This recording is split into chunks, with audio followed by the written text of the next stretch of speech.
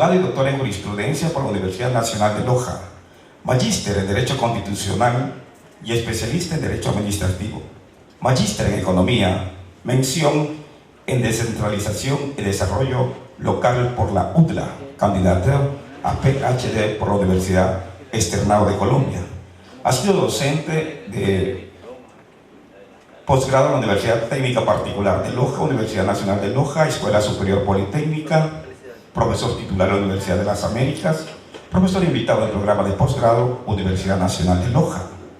Ha publicado libros, Noción del Sistema Electorales, Análisis en el caso ecuatoriano 2014, el Summa Cassai desde la perspectiva constitucional ecuatoriana, el concepto de validez del derecho según Luigi Ferrajoli. Además tiene artículos en revistas de nuestro país. Recibamos al doctor Ángel Torres Maldonado. Su temática: concepción formalista y antiformalista del derecho en el Estado constitucional. Estimados Joseph Mendieta y organizadores del primer Congreso Internacional de Derechos Humanos y Constitucionales en Latinoamérica, distinguidos colegas integrantes de la mesa, señoras y señores, al tiempo de agradecer por la invitación a participar en este importante evento, pues aspiro a contribuir con algunas reflexiones teórico-descriptivas, fundamentalmente para desarrollar lo que tiene que ver con la teoría o las concepciones formalistas y antiformalistas del derecho, particularmente en el marco del Estado constitucional. Sostengo la tesis en virtud de la cual las corrientes formalistas del derecho tienden a agudizar la crisis del Estado de Derecho y particularmente a restringir los derechos, mientras que las corrientes antiformalistas del derecho tienden a fortalecer al Estado de Derecho y a la realización misma del Estado constitucional. El tránsito del Estado de Derecho hacia el Estado constitucional implica aceptar el predominio de los principios y las reglas constitucionales con las que deben guardar necesaria coherencia las disposiciones o enunciados inferiores a ella.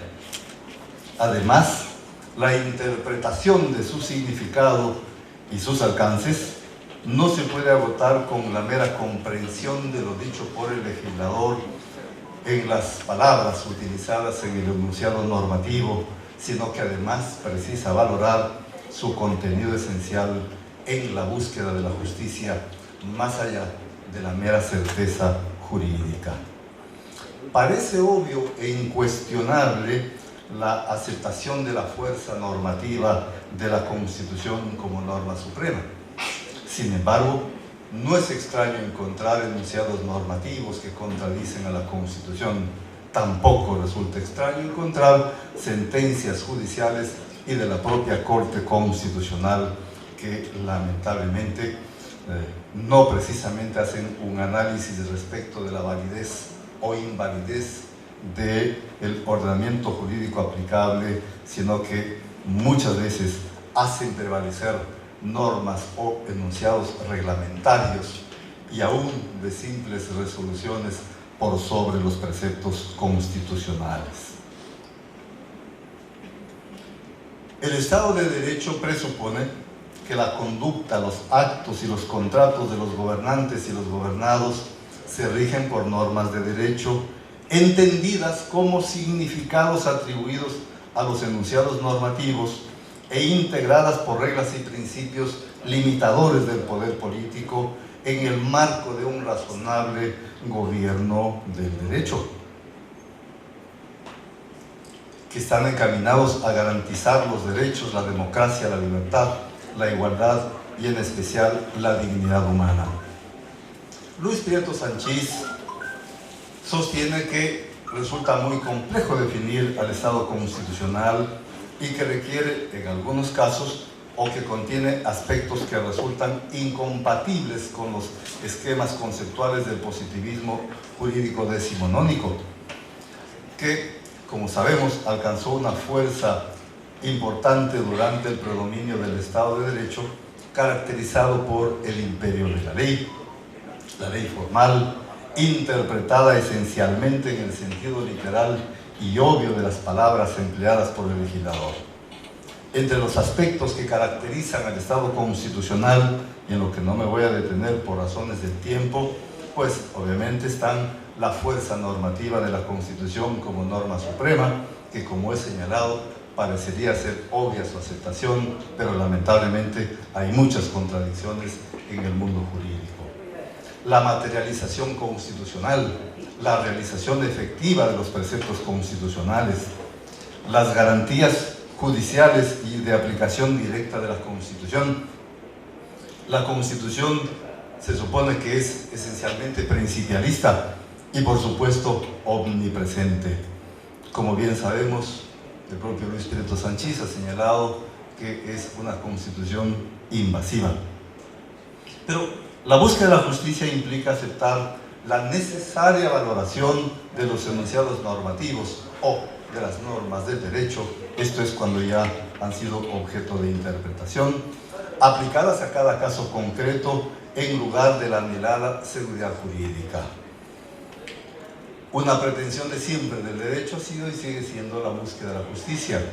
Claro, Kelsen, como sabemos, sostuvo que el problema de la justicia es un problema de los filósofos y no de los teóricos del derecho.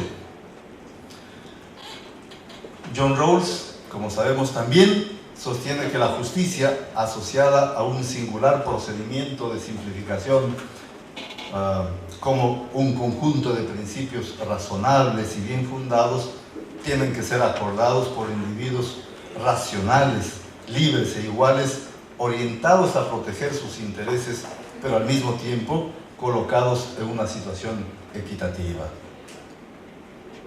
Intentaré más o menos esbozar en qué consiste el formalismo jurídico. Para la concepción formalista de la justicia, las decisiones judiciales deben fundarse en reglas imperativas generales, que están dotadas de autoridad por su origen en las fuentes formales del derecho, sin hacer ningún tipo de valoraciones acerca de si son o no justas. Los seguidores de esta vertiente filosófica aplican o deciden aplicar la técnica de la interpretación silogística muy presente en nuestros operadores judiciales, en la que el juez es un mero aplicador del derecho creado por el legislador. Su postulado esencial es la certeza jurídica. Por tanto, esta teoría presente en las decisiones judiciales no encierra el ideal de justicia, a pesar de las disposiciones constitucionales de no sacrificar la justicia por cumplir meras formalidades. El concepto de forma, desde la perspectiva jurídica, se refiere fundamentalmente a procurar la estabilidad del derecho, al modo de proceder o a la ritualidad en la formación normativa o de su aplicación. El formalismo consiste en la observancia de las formalidades para la validez jurídica. Se trata entonces de valores formales como el orden, la sustancia y la coherencia del derecho. Por tanto, no se refiere a sus valores sustanciales o fundamentales. Bien sabemos que el formalismo no tiene un concepto uniforme, como tampoco lo tiene el derecho. Es obviamente un concepto ambiguo. Una acepción contemporánea o moderna del formalismo considera el derecho como un conjunto de reglas definidas por el legislador que no requieren de ningún tipo de deliberación por parte de su aplicador, a fin de asegurar la previsibilidad, la certeza, la seguridad jurídica. La argumentación judicial opera dentro de ciertos límites institucionales o autoritativos, apartados de valoraciones morales, económicas o políticas. Una acepción tradicional, sin embargo, se refiere al formalismo legalista de la escuela exegética, al formalismo de conceptos y al jurisprudencial desarrollado en los Estados Unidos de Norteamérica. En cualquier caso, si usamos la metáfora boviana, quien sostuvo que el formalismo sigue al derecho como la sombra sigue al cuerpo, quien quiera eliminarlo debe hacer lo mismo que quien se ve forzado a destruir su propio cuerpo por temor a su propia sombra. En esencia, el ordenamiento jurídico está compuesto por un conjunto de normas llamadas en sentido estricto reglas de conducta y reglas de competencia. No principios, ni estándares, ni valores, ni directivas de otro tipo, sino simplemente reglas que solo se pueden cumplir o incumplir. El derecho debe ser entonces la guía del comportamiento humano en la sociedad y en el ejercicio del poder por medio de reglas imperativas, porque son las reglas y su vigencia en una sociedad las que logran establecer un contexto en el que la autonomía de las personas se hace posible, dice el profesor Francisco Laporta. Entonces, podríamos sostener, de acuerdo con Norberto Bobbio, que el formalismo básicamente se puede concebir desde una perspectiva de la justicia, como forma y como teoría formal del derecho, como ciencia del derecho y como ciencia formal, y por supuesto la interpretación es formal del derecho.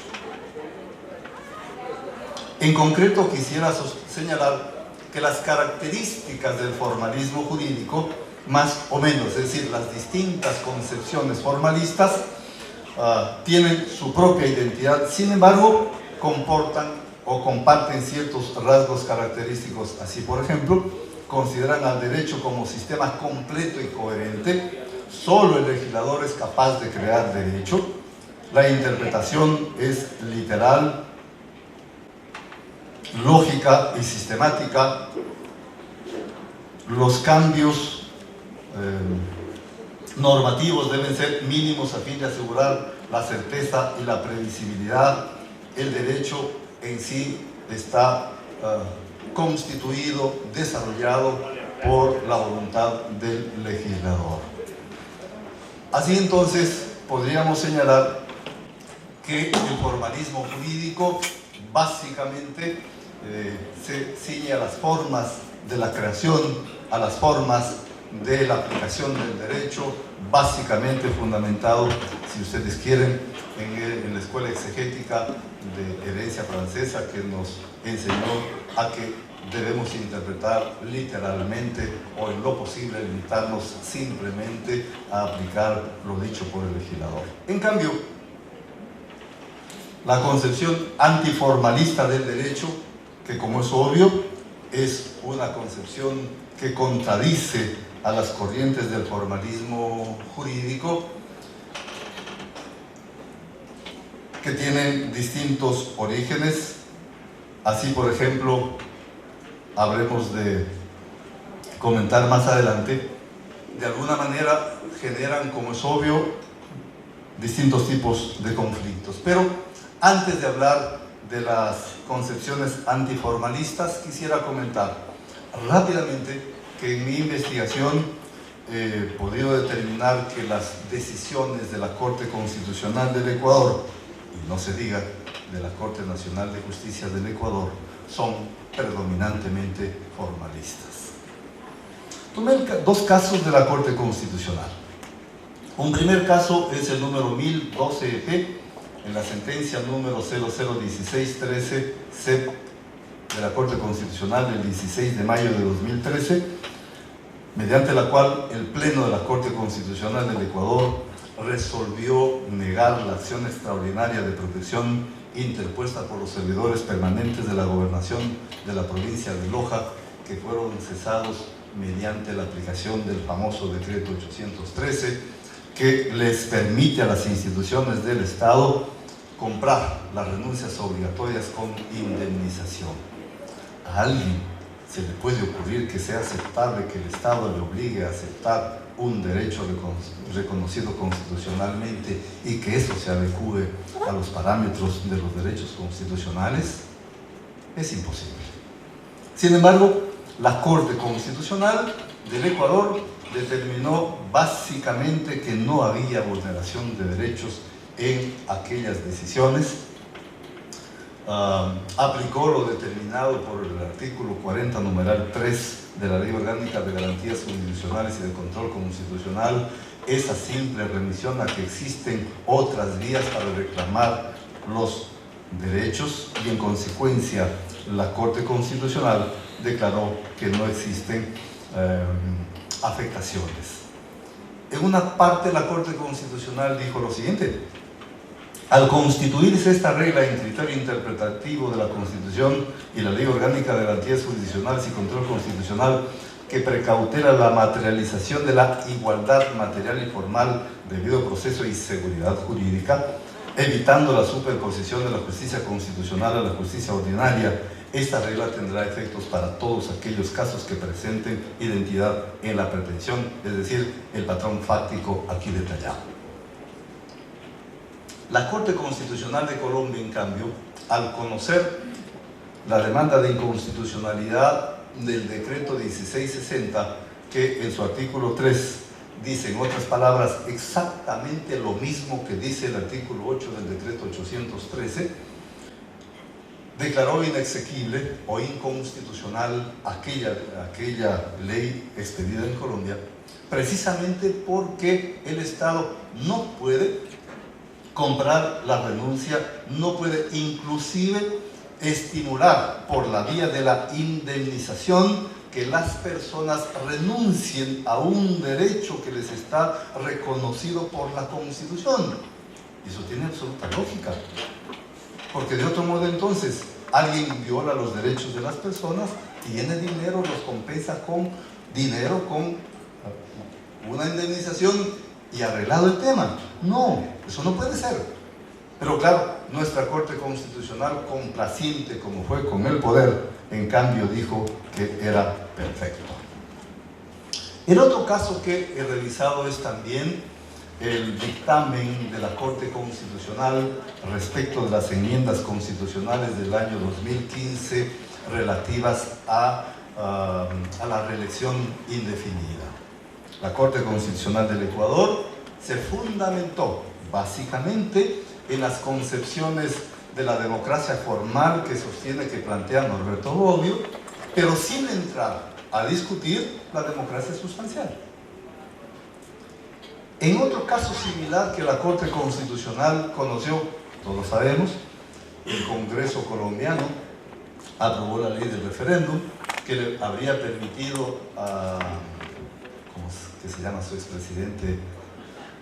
No, el anterior, Álvaro Uribe, le habría permitido correr para un tercer periodo consecutivo, ¿cierto? La Corte Constitucional de Colombia sostuvo que la permanencia prolongada en el ejercicio del poder del presidente de la República tendería, como tiene posibilidad de incidir en la designación de funcionarios de otras instituciones del Estado, tendría tendencia a la concentración del poder político, lo cual es contrario a la democracia sustancial.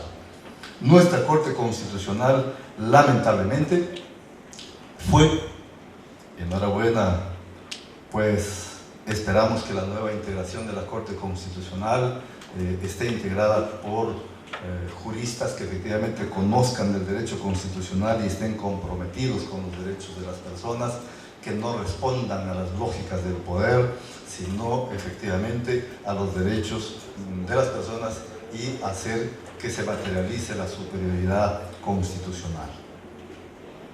El antiformalismo es contrario al formalismo, como hemos señalado.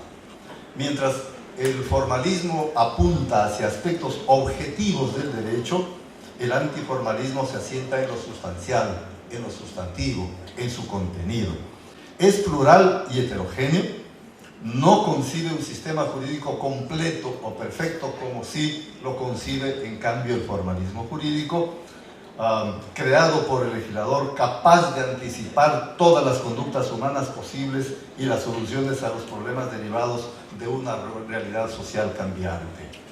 En lugar de reducir las decisiones judiciales a simples operaciones lógicas de subsunción, el antiformalismo acepta que el operador jurídico debe concretar actos de voluntad y de creación del derecho en cada decisión sobre la base de las normas y sus propias convicciones sobre valores como la justicia, las opiniones jurídicas y los posibles efectos sociales. Para los colegas que no son de acá del Ecuador, vale hacerles conocer que conforme al artículo 185 de la Constitución ecuatoriana, el Ecuador es el único caso en el que tiene un sistema mixto.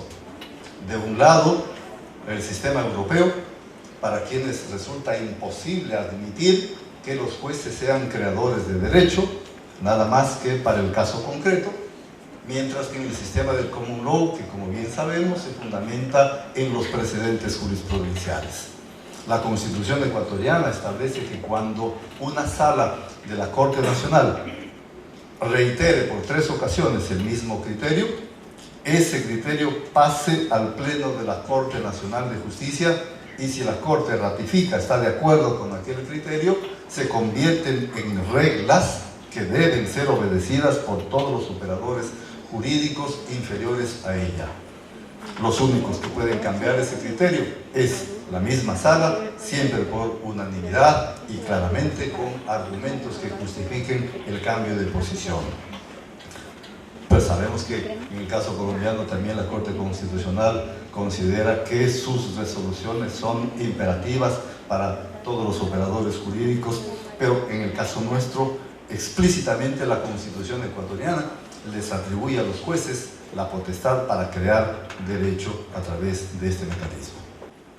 Para el antiformalismo, entonces, el fundamento, la base para declarar la validez y aplicar las normas jurídicas no es su significado lingüístico, no es la semántica o el idioma utilizado en una explícita expresión o determinado enunciado normativo. Por el contrario, lo que importa son los principios, los valores concurrentes con el propósito de hacer justicia por sobre los vacíos formalistas. Tal postura no implica que esos enunciados sean carentes de significado lingüístico, de ninguna manera, pues el asunto que interesa es su contenido, su finalidad esencial.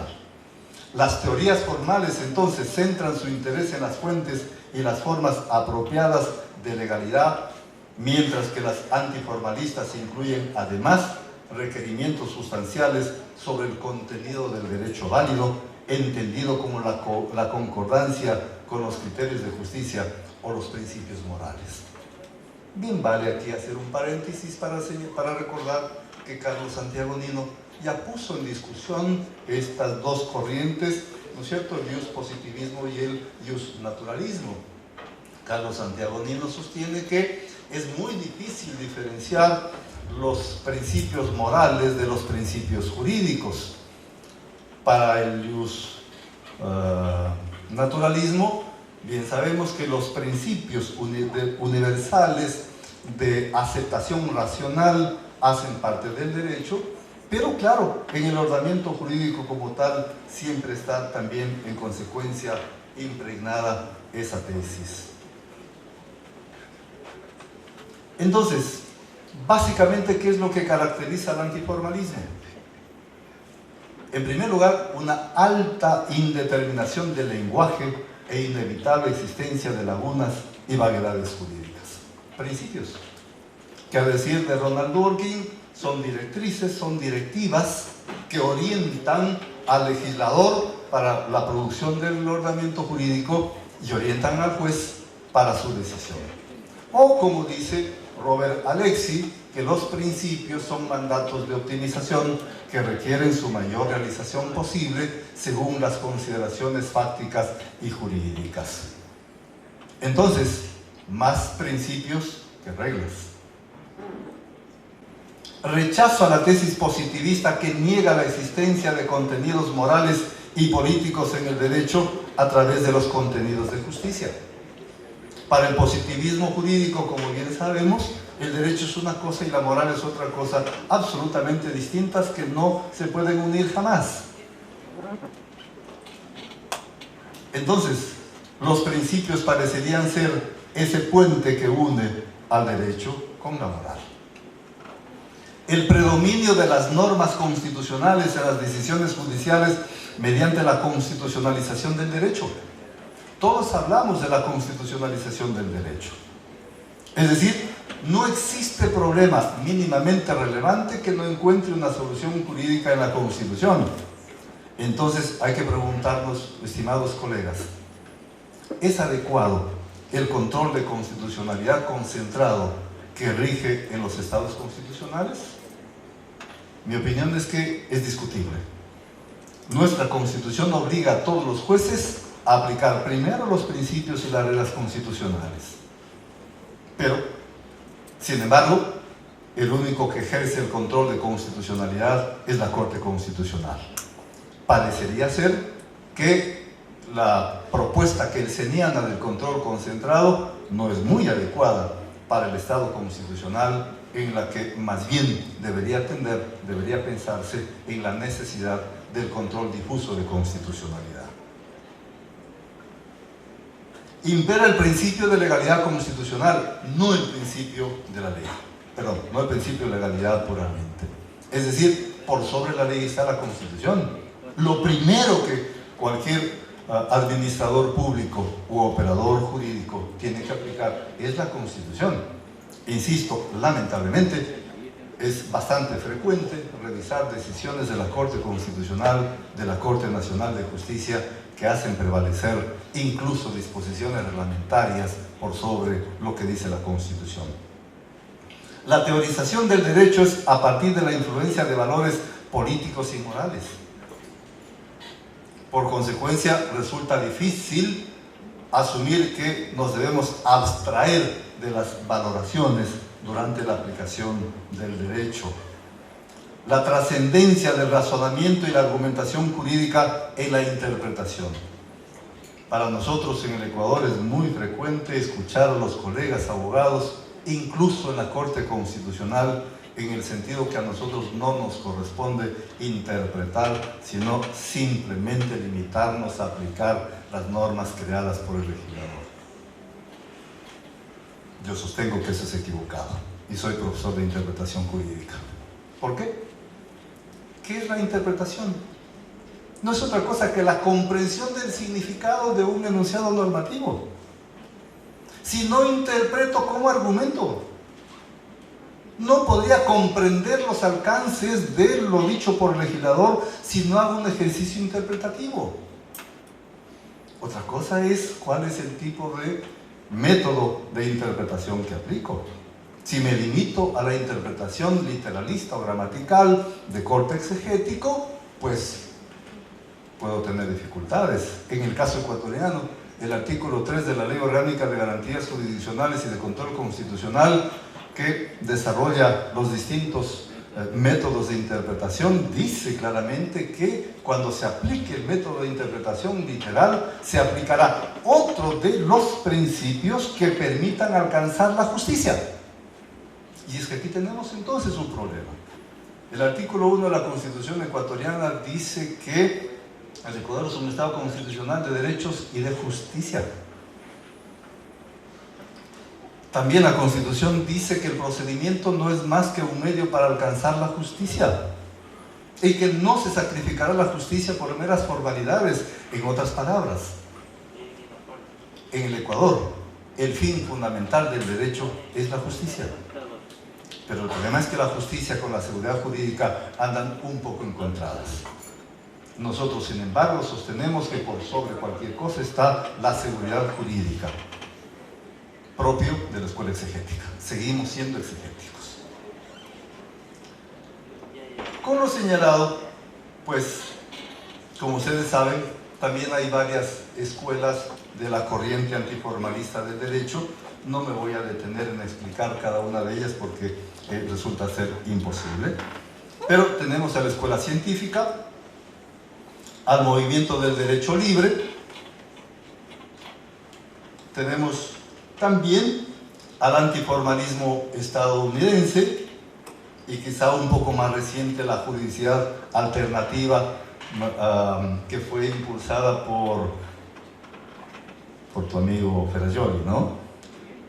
Sí, ¿verdad? Luigi Ferrajoli en el caso italiano, en España también, ¿verdad? Y es un movimiento que resulta ser bastante interesante, que vale la pena estudiarlo aún para criticarlo, ¿cierto?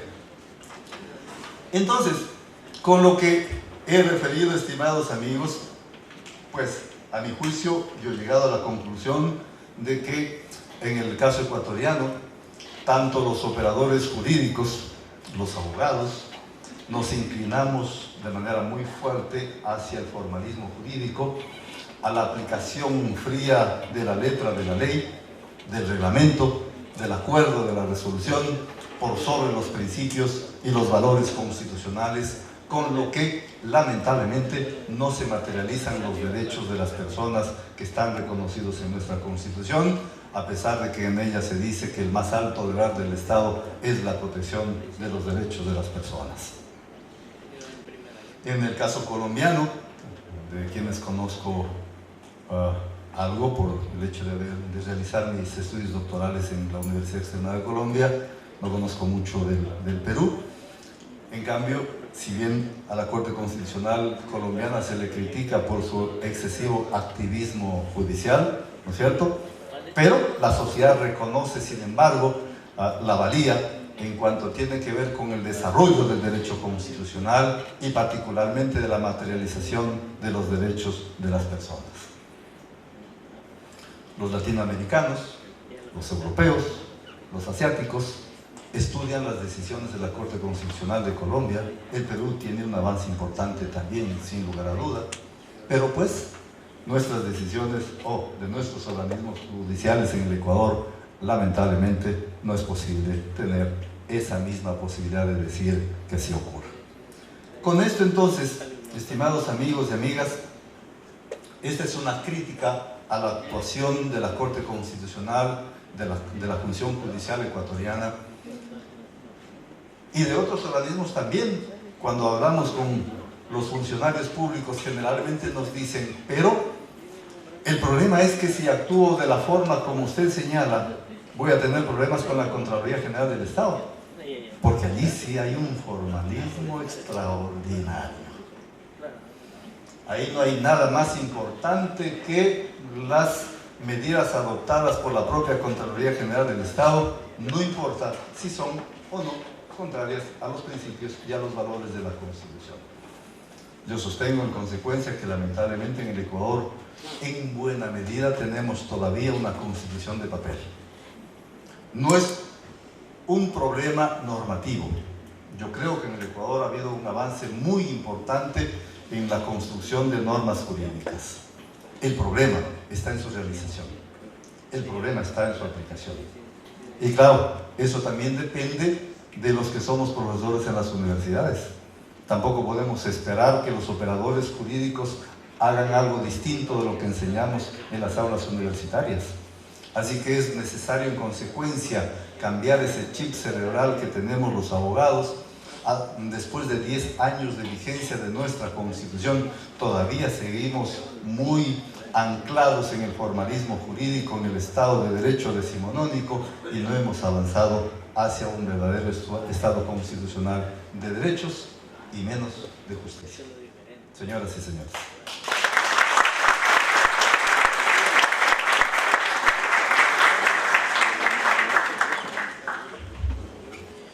Va a ser la entrega del certificado.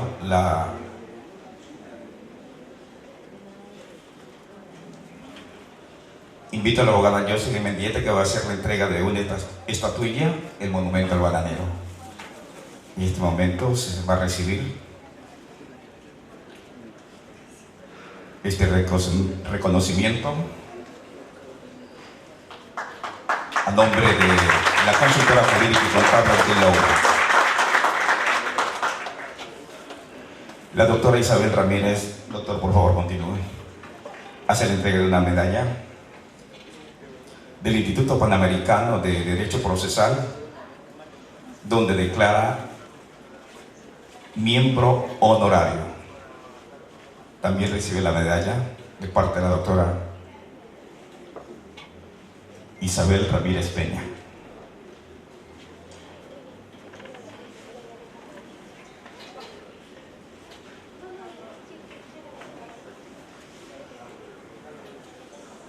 También de inmediato nos acaban de indicar que la Asociación de Funcionarios y Empleados Judiciales, también del Oro, hace la entrega la abogada Nancy Rodríguez, jueza de la niñez.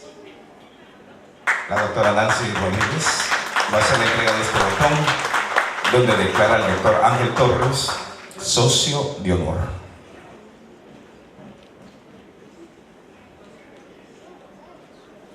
Está imponiendo el botón al doctor Ángel Torres.